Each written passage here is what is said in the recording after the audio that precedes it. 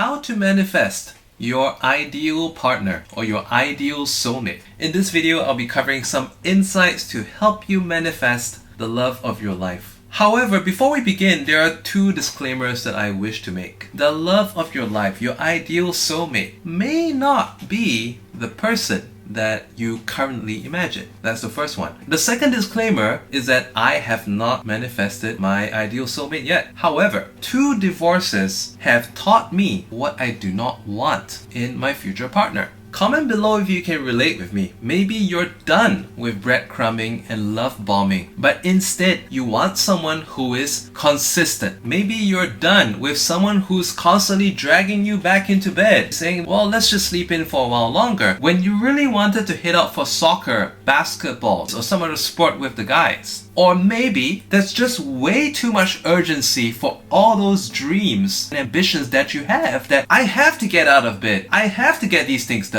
The ideal soulmate is not a supermodel man or woman. We're not looking for a supermodel. We're looking for a super soulmate. We're not looking for an accessory. We're looking for a life partner, an other half. If you have been following my channel and Inspired at Random, I talk about manifestation and building your best life, making your fantasies and dreams into a reality that people around you, including yourself, can partake in. If that is the case, if you are so full of substance, how can the other half be an empty shell or a scaffolding? It is needless to say that your ideal soulmate, ideal partner, has to be someone that matches your energy. In sales and marketing, when you do a product research, a marketing campaign, they always tell you to do a customer avatar. You would come along with a list of, what does my customer look like? What is his age, ethnicity, income? What kind of activities does he or she do? And some people have this idea that finding your ideal mate is the same thing. And that's where things go wrong. If you're thinking, oh, I want the prettiest woman, or I want the most handsome guy, of course there are places that you can go for that. But let's say if you are an ambitious businessman with a Rolodex of top entrepreneurs, how do you fancy spending an evening in a 90s hip-hop bar trying to catch the attention of an attractive model who frankly may not know what to do with her life? Would you instead rather be spending time with your business connections and growing your worth, or having fun doing things with the people that you value and building life experiences? When you flick through some of the profiles on Tinder or any other dating application, we look at the pastimes. They're like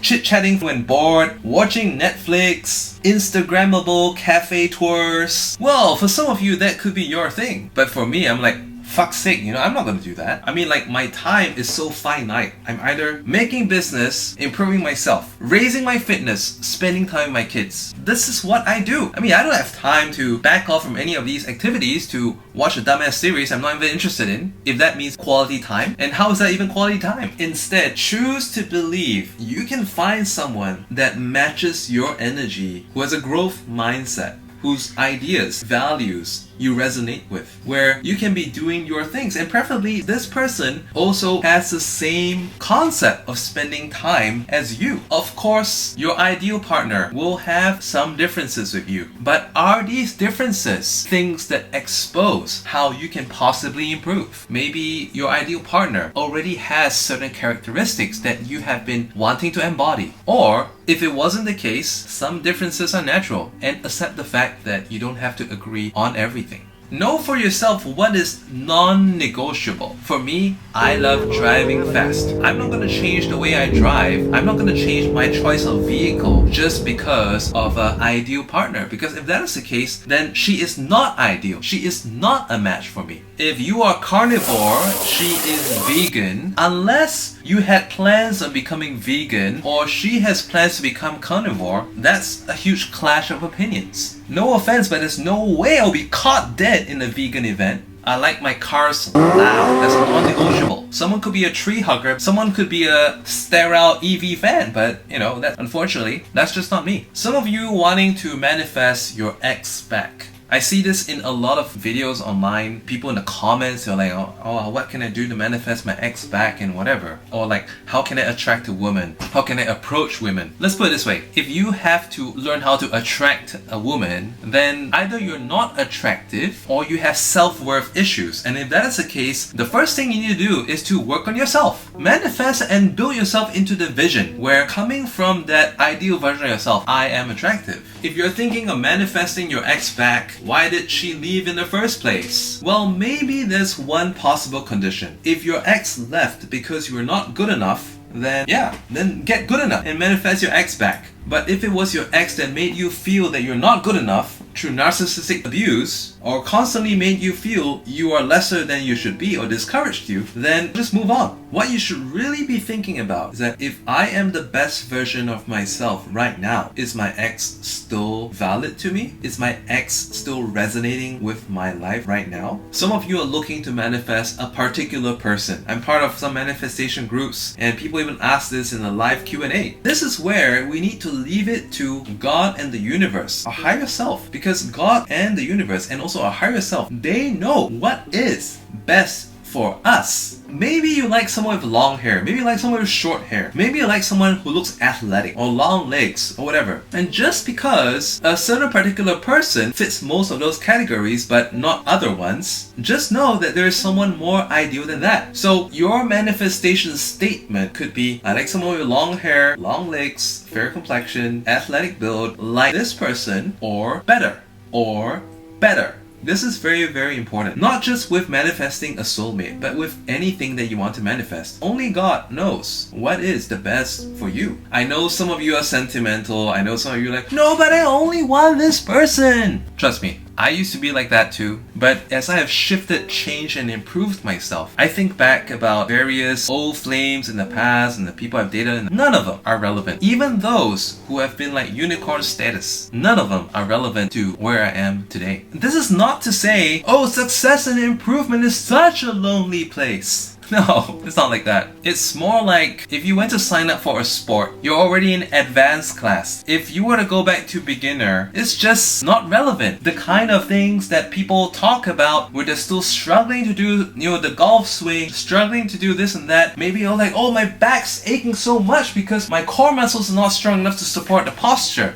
Versus what you're doing like, easy. The point is that when you've come along, different people become relevant to you. If I could leave a message to my younger self, it would be along the lines of, don't feel afraid to move schools, to move neighborhoods, to move cities, to even go to a different country. Just because, oh, I will not be able to see this person on a daily basis anymore. If you truly had a connection, why haven't you connected already? And you are on your path for success. Much more lies ahead. A caterpillar spends its earliest time crawling. Later part, it spends a lot of its time flying about instead. The butterfly is a winged insect, no longer a worm bug. We change, we evolve. Our circles change. We find people that match our energy.